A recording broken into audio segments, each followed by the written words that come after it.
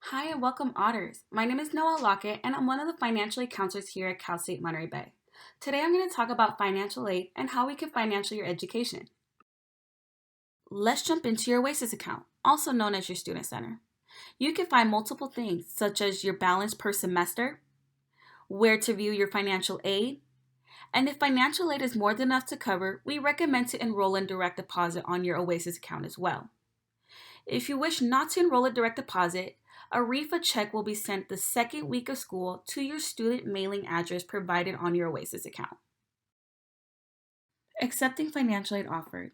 So once you log onto your OASIS account and view financial aid award, you will see your awards that you are eligible for the upcoming year. For example, let's just say you received the federal Pell Grant for $3,265, the state university grant for $5,472, and the subsidized loan for $5,500. Now keep in mind, grants you do not have to pay back, and loans you do pay back 6 months after you graduate. Now, you can accept what you want, which that means subsidized loan can be optional if you do not want to accept it right away. Once accepted, you can go ahead and click on submit, so it'll go ahead and show that you accepted your awards for the upcoming year. Understanding your financial aid award summary. Like I said, here at CHB, we charge per semester. That means financial aid split evenly, half for fall and half for spring. Now looking into your awards, by accepting, you're accepting for both semesters, meaning financial aid will go towards your total balance owed onto your OASIS account. My cost for fall 2020, spring 2021. If you're an incoming freshman, you're going to go ahead and take a look on your left-hand side of the chart. Per semester, you'll be charged as a resident tuition, $3,648.50. If you're a non-California resident, you'll be charged per unit $396. For incoming freshmen, it is mandatory to stay in residence hall, depending on your occupancy. For a single, it's $6,092. For a double, $4,513, and a triple quadruple is $3,960. It is required for you to have a meal plan, so the meal plan per semester you're looking at is $2,262. Now your total cost on campus you're looking at is roughly $10,423.50.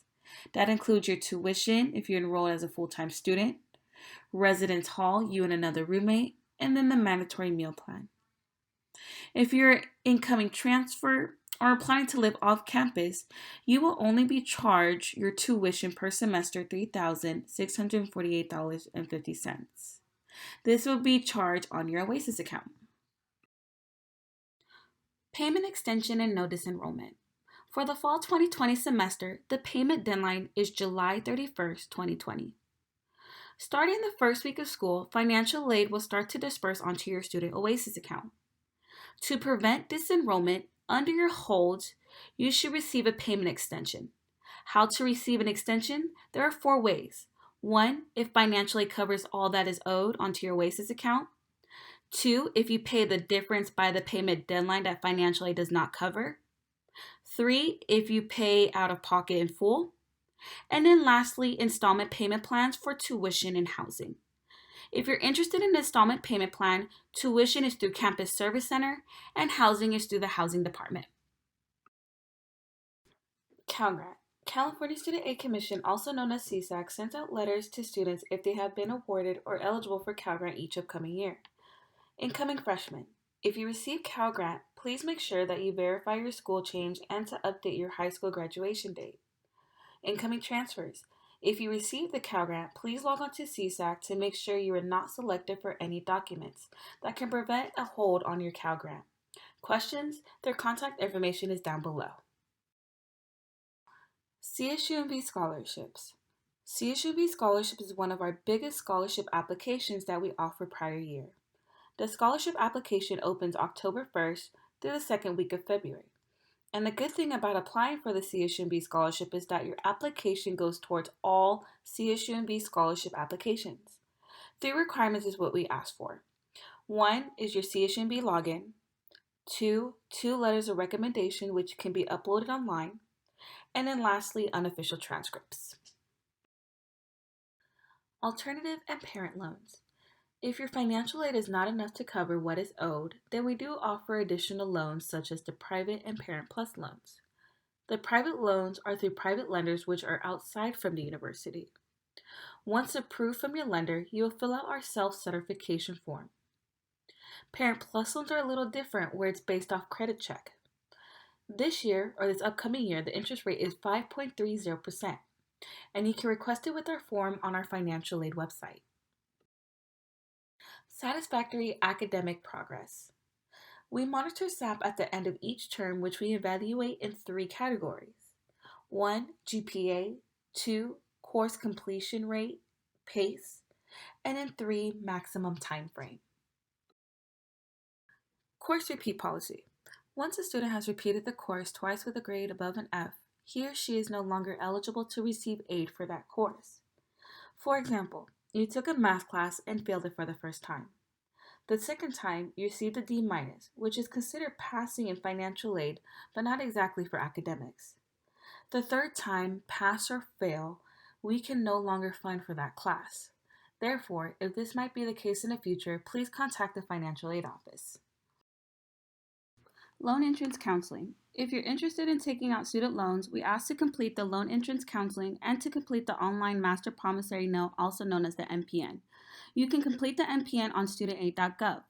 Once finished with this presentation, you will need to log on to studentaid.gov to complete the loan entrance quiz online. Master promissory note, also known as the MPN. What is an MPN? An MPN is a legal binding document which you can complete this on studentaid.gov.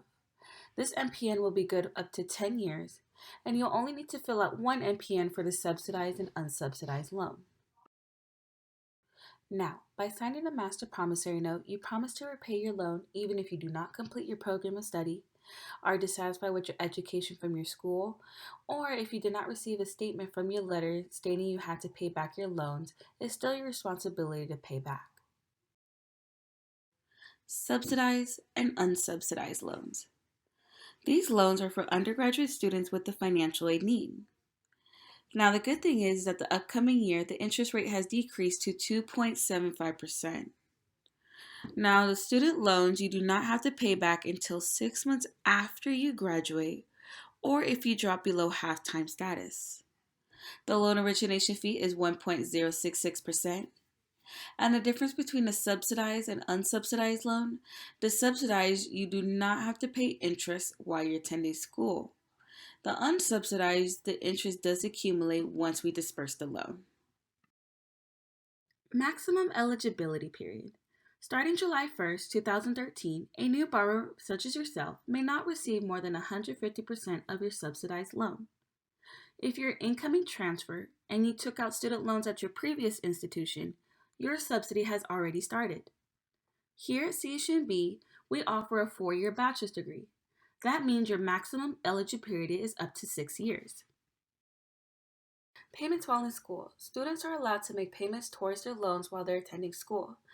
Now, if you're planning to take out the unsubsidized loan, we do highly recommend to pay the interest while you're attending school so that way the total loan amount can reduce the cost of your federal over time. Interest rate. So if you're planning to take out the unsubsidized loan, this is how we can calculate the interest rate. To calculate the interest rate, for example, let's just say you took out a $5,000 unsubsidized loan with an interest rate of a 6.8%. This is how we'll calculate it. You'll change it to a decimal, divide by a year, and then multiply by 5,000. So that means your interest rate is accumulating daily 93 cents per day. Student loan limits per year. Depending on your current grade level and your dependency status, each current grade level has a cap onto how much receiving student loans. For example, if you're an incoming freshman, your base need amount would be $3,500 for the year. If that's not enough, you can go ahead and apply for additional unsub for $2,000 extra. Keep in mind that these amounts are for the year, which will split for half for fall and half for spring. Disbursement of loans. Once you complete both of the loan requirements, we can go ahead and disperse your loans onto your Student Oasis account. Like I said, financial aid will start to disperse starting the first week of school of each semester. If financial aid is more than enough to cover what is owed, You will receive a refund in two options. The quickest way is to enroll in direct deposit onto your OASIS account, or you'll receive a refund check to your student mailing address provided onto your OASIS account.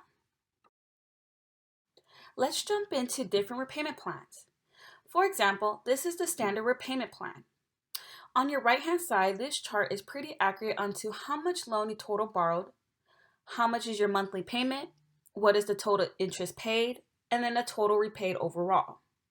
Now with this standard repayment plan, it is a 10-year repayment plan. Along with the standard repayment plan, here are a few other repayment plans as well. The graduated repayment plan is also a 10-year repayment plan, but here you get to start your loan monthly payments in smaller amounts and gradually they will increase over time. The extended repayment plan is if you borrowed over $30,000 in your student loan funds. The repayment term is much longer, which is 25 years, but then your monthly payments could be lower and the total interest cost may be higher over the life of the loan. Like I said, there are multiple repayment plans that's best for you. Here's another repayment plan called the income-driven repayment. What do they take in consideration? These are the requirements. One is your income. If you're married, your spouse as well. The total student loan borrowed, including your spouse. If you listed dependents on your tax returns. They'll also take in consideration of where you're living. So for example, here in Monterey, the cost of living is extremely high compared to Vegas. They'll also look at your tax return and discretionary income percentage.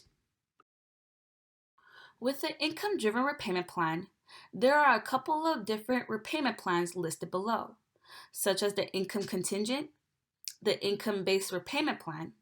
Now, if you take a look, the maximum loan term is 25 years. Also, here are a couple of other options of your repayment plans as well, such as pay as you earn. You must be a new borrower as of October 1st, 2007. Another repayment plan is called Repay, which is similar to Pay as you earn, which is the maximum loan term is 20 years. Let's just say you found the right repayment plan and now it's time to pay back your loans. Here's one of the options called consolidation. What is consolidation? Consolidation is where you combine multiple loans into one payment and one interest rate. The positives, it can lower your monthly payments. The negatives, it can extend your payments for a longer period of time. Forbearance and deferment. If you're having a difficult time paying your loan back monthly, here are a couple of options that you can look into. One is called forbearance. Forbearance is when the loan holder gives you permission to stop making payments for a set period of time or temporarily reduce payments. Usually this forbearance is granted up to a year, but it's based upon your lender approval. Deferment is where you allow a student to postpone payments for a period of time, but it's also based upon approval from your lender as well. Let's jump into consequences of not repaying your loan back. One is called delinquency. What is delinquency? Is a federal student loan becomes delinquent when a student parent fails to make their scheduled payment on time. What are the consequences? Late charges and fine may be assessed. You're going to have a negative mark on your credit report and then loss of benefits. This is the worst case scenario of not repaying your loans back. It's called default. What is default? Default is if a student fails to make payments toward their loans for 270 days. Listed below, you'll see some of the consequences of a defaulted loan. One, you're going to lose financial aid in the future. You're probably going to have bad credit up to 7 years. If you're expecting a refund from your tax return, it can be withheld. There might be some legal action, collection costs, and wages may be garnished. If you want to know more information about financial aid, your loans, or even who your loan lender is, you can go ahead and log on to studentaid.ed.gov. From there, you can actually sign up for online account access with your loan lender. As we wrap up this presentation, here are a few reminders. You want to make sure you're constantly checking your email, even over summer. We send all notifications to your CHMB email. Don't forget to mark your calendars as the payment deadline is July 31st, 2020. You want to make sure you have a payment extension onto your OASIS account. If you were selected for any documents, you want to make sure you want to check under your to-do list onto your OASIS account. Lastly, if you're interested in taking out your student loans, you'll need to complete the online loan entrance quiz and the NPN on studentaid.gov. questions, or follow-ups, here's our contact information. If you were selected for any documents, we would like for you to mail all documents to the financial aid office. The best way to reach us at is via email. We're open through 8 to 5 throughout the whole summer. Have a great day and welcome Otters!